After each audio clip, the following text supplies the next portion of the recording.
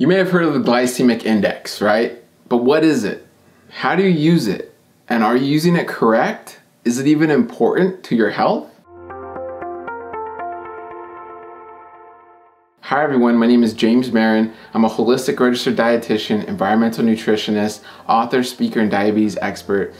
I'm here to educate you on the glycemic index and also offer you a simple solution. But I want to let you know, yes, the glycemic index is important. Should you use it every day? Yes. But is it that convenient to use every day, right? Are you going to remember all the numbers of all the glycemic foods or all the foods with the glycemic scores? And what is the glycemic index? Well, the glycemic index is that. It's an index. It takes foods and it looks at their potential to raise your blood sugar. Okay, it looks at the potential to raise blood sugar against 100% glucose. And glucose is what our cells feed off of. That's a sugar in our blood. Okay, so hopefully that makes sense. So it looks at, what is this brown rice? How much is that potential for the brown rice to raise our blood sugar? Okay, versus 100% glucose. And so for glucose, that raises your blood sugar 100, right? That's 100%. That's gonna totally, if you were to eat glucose, you're going to raise your blood sugar 100%, okay? And brown rice, not so much. So that might have a lower number. That might be in the 50s somewhere, okay? So okay, well, how do I know what numbers are good, okay? Anything above 70 is not good. That's a very high glycemic index, okay? 56 to 69 is moderate. And anything 55 or below is considered a good or a low glycemic index. Are you gonna remember those numbers? Are you gonna carry a glycemic index with you and be like, okay, brown rice, dates, yeah, apple, So what's an easier way to use the glycemic index? What's a good rule of thumb that I teach to my patients? I wanna teach that to you right now, okay? Basically, if a food is a whole food, meaning a whole apple, a date, celery, brown rice, quinoa, it's an intact whole food, meaning it hasn't been processed.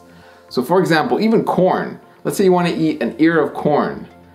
That's great. Eat corn, that's a whole food. However, when does it become processed? Maybe into cornmeal? Maybe that cornmeal, they took away some of the stuff, right? And you refine it more and you get like a masa almost, and it's not a whole corn masa. Or further refined, it becomes corn syrup, and then high fructose corn syrup. So there's a spectrum, right? You wanna stay with the whole side of the spectrum. You wanna eat whole foods. When you do that, when you use that rule of thumb to say, I'm gonna eat more whole foods, meaning, unprocessed foods, you're automatically eating on the lower end of the glycemic index, okay? Hopefully that makes sense. That is a simple way to ensure that you're eating low glycemic index foods. So the glycemic index is great, right? It gives you that reference, it gives you an idea. But for every day, for real life, whether you're on the go and you have the kids, or you're going to soccer practice, or you're going to work, or you're going to school, whatever the case is, you don't have time to pull out your glycemic index or look it up on your phone. A simple rule of thumb is eat whole foods, and you will most likely, 99.9% of the time, be on the low end of the glycemic index where you should be, okay?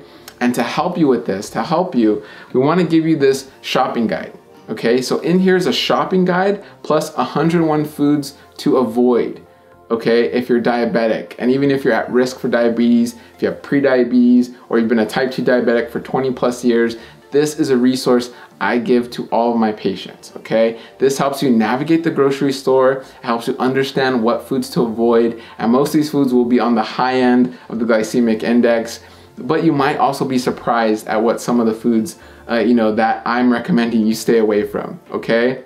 So if you click below, you'll get this resource. In the booklet, you're gonna get a shopping guide plus 101 foods to avoid, okay? So thank you so much for watching. I hope you learned something about the glycemic index and a quick rule of thumb that you can use so you can properly use the glycemic index every day, with every meal, with every snack, no matter where you are or how busy you are.